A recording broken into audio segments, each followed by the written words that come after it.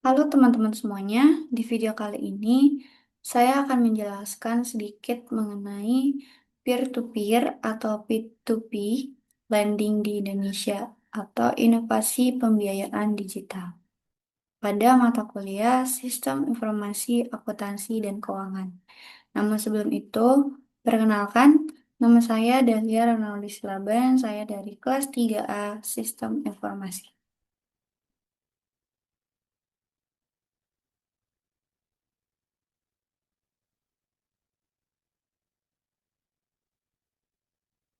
Baik, yang pertama, apa itu P2P lending? P2P lending adalah model pembiayaan digital yang menghubungkan langsung pemberi pinjaman dengan peminjam tanpa bank sebagai perantara. Platform memfasilitasi proses aplikasi, verifikasi, dan pembayaran. P2P lending itu yang pertama transaksinya cepat dan berbasis aplikasi. Yang kedua, akses untuk individu dan UMKM. Yang ketiga, alternatif pembiayaannya non-bank. Berikutnya, pertumbuhan pesat P2P lending di Indonesia. P2P lending di Indonesia telah menunjukkan pertumbuhan yang pesat, menjadi kekuatan penting dalam ekosistem pembiayaan nasional. Yang pertama, total penyalurannya mencapai 978 triliun rupiah per Desember 2024. Yang kedua, lebih dari 160 platform telah terdaftar di OJK atau Otoritas Jasa Keuangan. Yang ketiga, 36,57% penyaluran dananya ditujukan untuk UMKM. Jadi sangat membantu untuk para UMKM. Berikutnya ada regulasi dan perlindungan konsumen. POJK dan pengawasan. POJK nomor 77 garis miring POJK 01 garis miring 2016 telah mengatur izin, modal, dan pelaporan platform. Yang kedua, perlindungan konsumen, termasuk batas bunganya, transparansi biaya, dan mekanisme pengaduannya. Yang ketiga, ada penindakan ilegal. OJK telah memblokir lebih dari 1.350 platform yang ilegal sejak 2018. Nah, apa sih yang menjadi tantangan industri P2P lending ini? Yang pertama ada risiko moral dan informasi. Kesenjangan informasi antara peminjam dan investor dapat menyebabkan perilaku yang sangat berisiko. Yang kedua, risiko gagal bayar tinggi. Segmen pinjaman mikro tanpa agunan menghadapi risiko gagal bayar yang signifikan. Yang ketiga, penilaian kredit belum matang. Kurangnya standar baku dalam penilaian kredit mengakibatkan kualitas portofolionya bervariasi, sehingga bisa dibilang belum matang. Yang keempat, edukasi dan kepercayaan publik.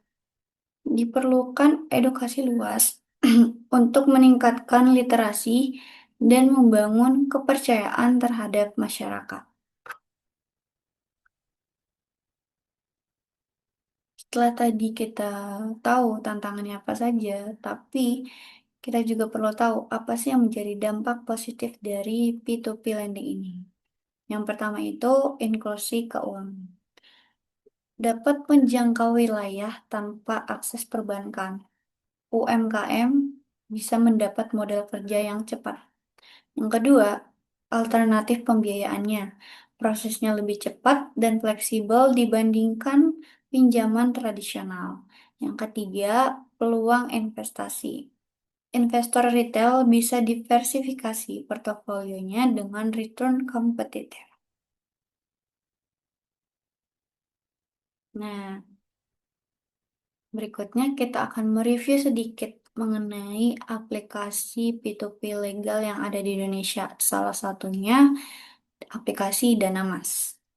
DanaMas adalah salah satu pionir P2P lending di Indonesia.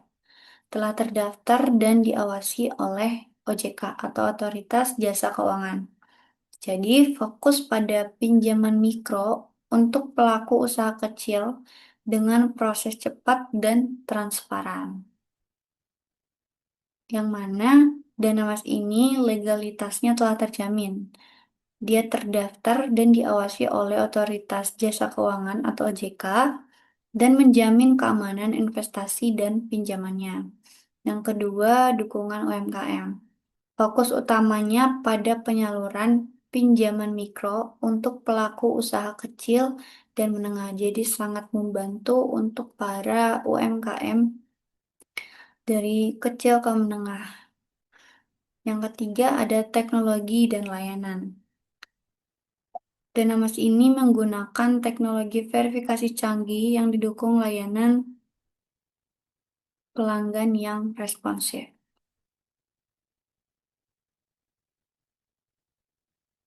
Nah, setelah tadi mengenal mengenai Dynamas, apa sih yang menjadi fitur unggulan aplikasi Dynamas ini? Dynamas menawarkan fitur-fitur inovatif untuk memudahkan pelaku UMKM-nya. Yang pertama, pengajuan online praktis. Mengajukan pinjaman dari smartphone kapan saja dan bisa di mana saja. Yang kedua, verifikasi cepat dan akurat. Proses verifikasinya efisien dengan teknologi yang mutakhir. Yang ketiga, pencairan dana instan. Dana cair segera setelah permohonannya tadi disetujui. Yang keempat, cicilannya fleksibel. Pilihan tenor dan metode pembayarannya disesuaikan dengan usaha yang kita miliki. Nah, berikutnya ada keunggulan daripada aplikasi DanaMas itu sendiri. DanaMas menawarkan berbagai keunggulan yang menjadikannya pilihan ideal bagi UMKM untuk mengembangkan usaha. Yang pertama, jaringannya luas. DanaMas mendukung UMKM di berbagai daerah dengan pendekatan lokal. Yang kedua, prosesnya mudah. Pengajuan dan pencairannya bisa lewat aplikasi mobile dengan antar muka yang sederhana atau mudah dipahami oleh penggunanya. Yang ketiga, penilaian risikonya akurat. Sistem scoring yang terus diperbarui untuk mengurangi tingkat gagal bayar. Dan yang terakhir itu transparansi biaya. Struktur biaya yang jelas dan tidak ada biaya tersembunyi yang bisa memastikan kepercayaan terhadap penggunanya.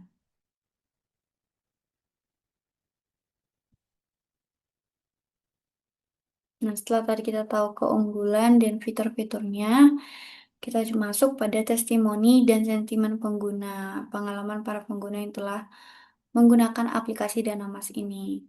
Ringkasannya yaitu yang pertama ada positifnya yaitu persetujuannya cepat, aplikasi mudah digunakan, dan akses modal terhadap UMKM-nya.